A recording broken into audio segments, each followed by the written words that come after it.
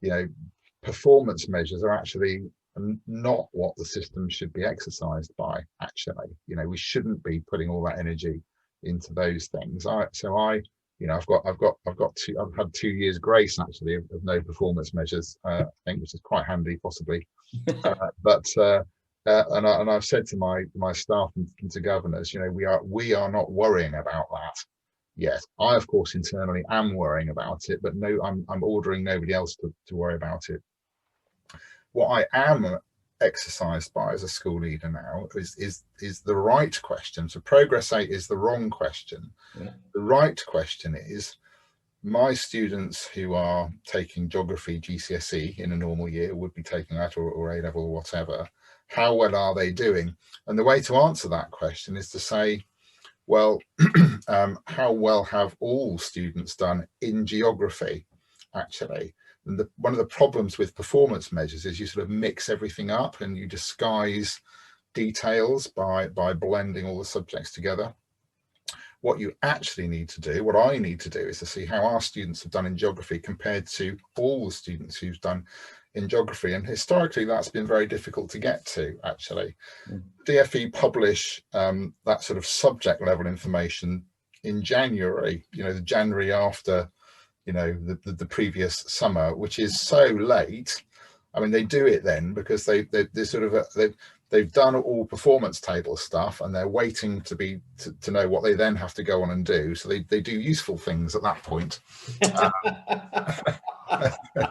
But it's useful in a sense, but it's not quite as useful as it could be, because it comes much too late in the process.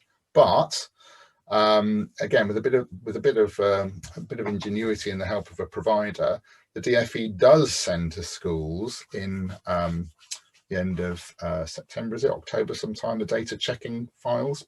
So that's when, you know, list of pupils, their characteristics, yeah, and all of the grades results, which have been sort of aggregated from the different awarding organisations. Yeah. Now that, if you like, that checking file, or the file that will or would land on my desk, is, if you like, 1/3000th. So my file is 1/3000th of the whole thing, isn't it? So if it were possible for me to share my file with, you know, 2,999 other schools, yeah, we could rebuild the national pupil data set effectively. Yeah. I thought. So again, and we'd had a toolkit at ASCL, which was brilliant, using these transition matrices, albeit late. And again, David Blow was the chap who sort of put that concept together.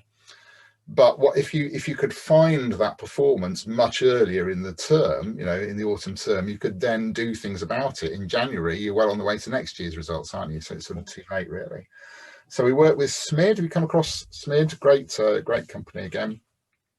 They agreed to put David's toolkit online, and to find a way of if you like, crowdsourcing, so you could upload the right parts of that data checking file, so we could rebuild those transition matrices and get genuine subject by subject performance.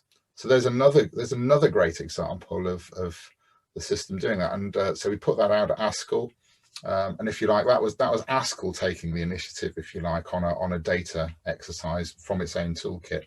Again, very, very successful. We had about 1,000 secondary schools typically did that, and they could get really reliable subject level analysis very quickly.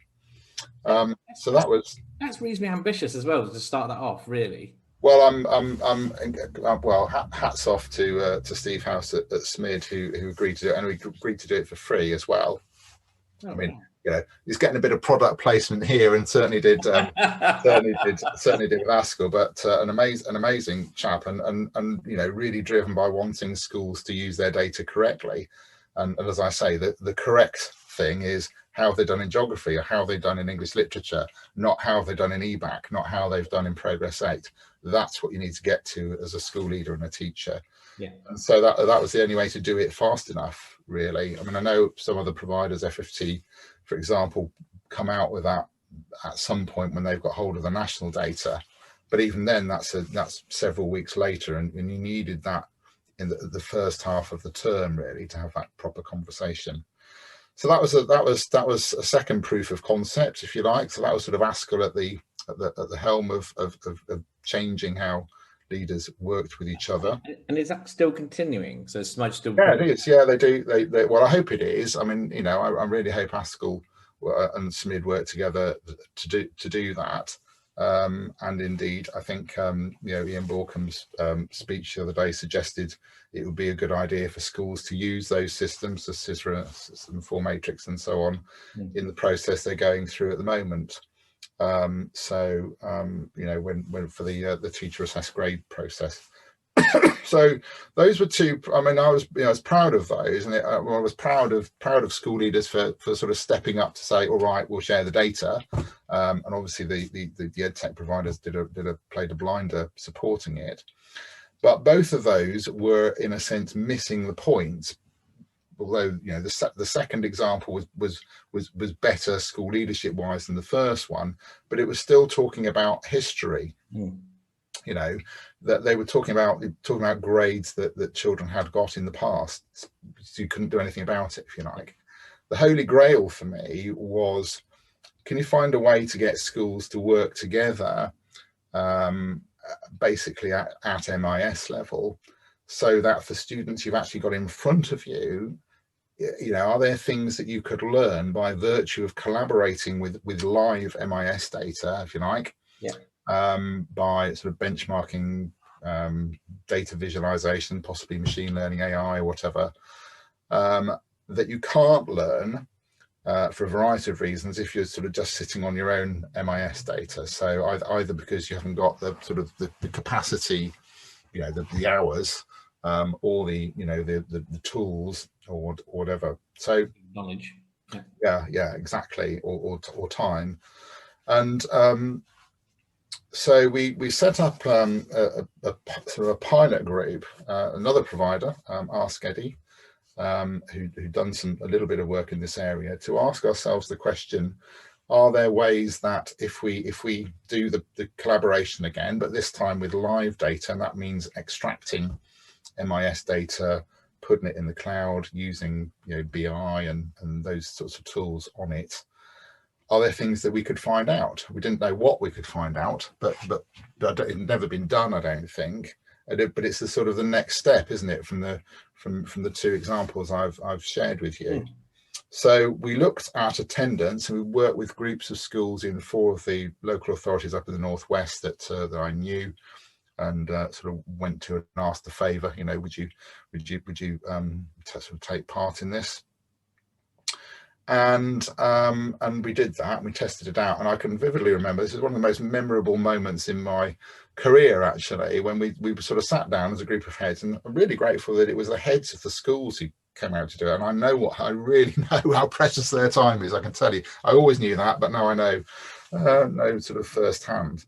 And we looked at, I think we sort of had 8 schools attendance, but what we were looking at was granular attendance. We sort of looking at time series attendance, actually, because, you know, if you look at averages disguise the details, don't they, in the same way that the performance measures do. And we looked at sort of time series attendance for each of those 8 schools over December. And I vividly remember one of the colleagues in the room saying, "What's going on there? What's happening on December the 14th?"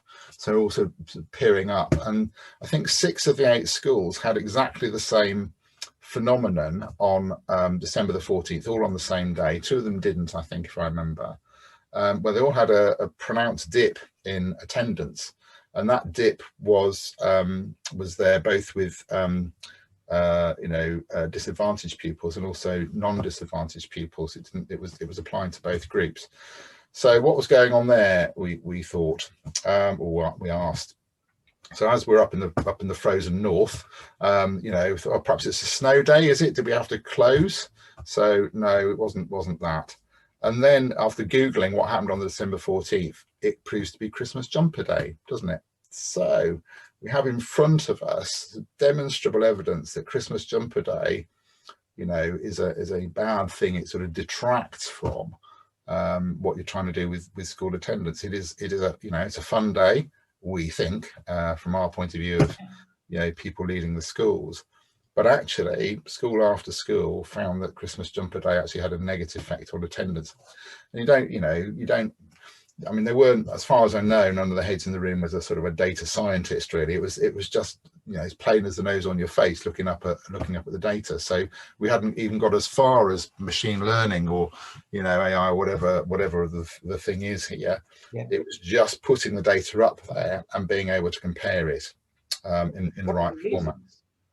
Well, you can work this out, I think. Well, I'm assuming we've worked it out correctly. So if you're a disadvantaged student, so to Christmas jumper day typically means come in a Christmas jumper, pay £1 into charity. So disadvantaged pupil, there's two things why that's a problem in one go, right? So I haven't got one, and the £1 is that's it's not easy. So so in our rashness to sort of create a day that we think is going to be great, actually we're overlooking what a serious impact that has on the group of pupils. But also with non-disadvantaged pupils, I think I think our view was, or the explanation for that was, well, you're going to have some people saying there is no way I'm going to school dressed in one of those, possibly, and in any case we aren't doing anything, so we might as well not go. So I think that's why we had that. Now, the two schools that didn't see that dip actually were schools that didn't do that. They did something on the day, but they made it a more community focused, charitable. I think they were both church schools, actually, I think. So they didn't do the Christmas jumper day as such, as the other schools had done. But they didn't see the dip. They did something that brought the school community very much together for the common good of somebody else. And they did it. And I tell you, just before we sort of move on, Nick, to where that's gone now. How we do? I'm rabbiting on like crazy here. Is that all right? Yeah, no, it's all good. It's all good. Keep going. The 1 year on. So I remember that one of the heads rang back to school and said, "Get it off the calendar. We're not doing that again." And 1 year on, that same school then actually did something different, and it saw that same same improvement. It didn't have the dip there. Now that's data used to inform leadership in exactly, and that's evaluation and synthesis gone mad, isn't it? Where you're bringing data together from multiple schools, and you're looking at a strategy, and you're changing that strategy and looking at the impact. So that was a sort of seminal moment for me. But it's amazing, isn't it? Because ultimately there's thousands, 3,000 potentially schools who are doing the same thing every year. And ultimately that sort of insight should be open, and people should be able to, I know EdTech is a commercial thing and all that sort of stuff. But the fact is that, we should be using the data to improve outcomes, making sure that we're enabling them to be successful. Yeah, absolutely.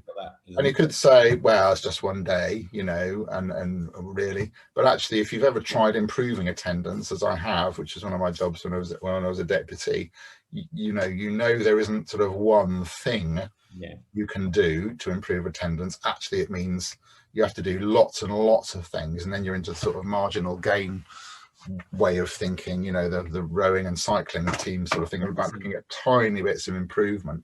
So I can tell you, we aren't doing Christmas jumper day at the Castle Rock School because of what I've learned there. We're going to do something, but we're not doing that.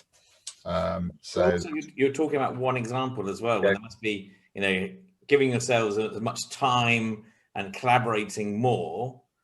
Identify far more other. Well, and so having seen that, we then did get some coding underway, because we then said, well, what else is there like that then? That's a sort of national day, which we can see. What else is there? So we thought, well, we sort of made a list of things that we asked Eddie to look at, and their data scientists to look at, and they looked at birthdays. Because that's another potential risk.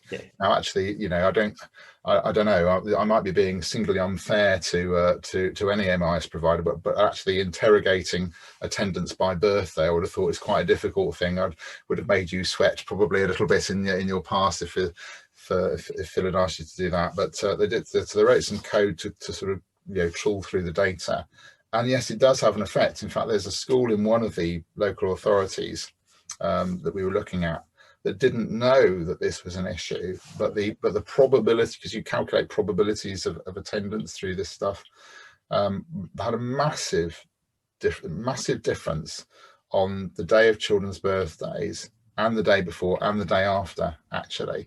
And again, you can see why, can't you? I mean, this particular school I'm thinking of had a really disadvantaged intake. And you think about the sort of sad plight of some families, and when it comes to birthday, what can you give as a birthday present?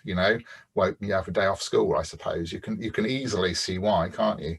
Or have the day before off, stay at home. And it's really, really sad, that. So it's, I mean, I don't know what the solution. Well, the solution to the sad plight of those families is much bigger than we can do. But there are some steps you could do. I mean, I suggested, if the attendance officer has some cupcakes or something for a child whose birthday it is, maybe, so that there's a bit of celebration going on. Of course, primary schools don't have this problem, because they do celebrate birthdays, don't they? So the birthday is a thing. But you can imagine going to school and saying, "What do you get for your birthday?" Well, not really very much. The easiest solution is just not to be there. So that's so that was new. I mean, that was new learning. But well, both of those examples are. But there'll be more. I mean, there'll be the really deep machine learning will be things like looking at patterns that start to present themselves early and then lead to ultimately to persistent absence, won't it? So it'll be attendance on particular days or particular characteristics of students. Now that's really exciting. And of course no attendance officer has it can get there, and that's where we need to really get lots of data, because machine learning needs huge amounts of data to fuel it, doesn't it?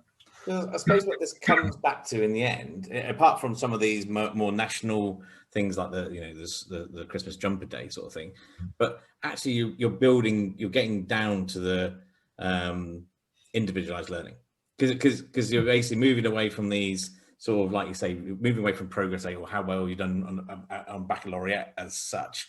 You're going down to the subject in that instance, which you were talking about. But like all these other things, you're now going to you're looking at the child from more than just their results and maybe even attendance to a degree, but you're actually focusing on their background as well and how to help and support them. That's right. In the future, not just now or in the past. You're sort of going, actually, his birthday's coming up. What should we do to ensure that he does come in and make sure that we basically are managing him? Absolutely, and we all, we're now all used to those sorts of things, or things that we do. When Amazon tells us, well, you probably ought to buy that, didn't you? Because you're going to be thinking about buying that next. And absolutely right, Nick. I think if we can get systems that sort of prompt you into saying, just be cautious about this pupil on attendance, attainment, or whatever it is you're interested in looking at, with insight that you couldn't possibly get to through sort of human intervention, because you haven't got time, or you can't do that. And an interesting part of what we're looking at actually is to track, because I've said several times about averages being a sort of a curse, really, because they disguise things.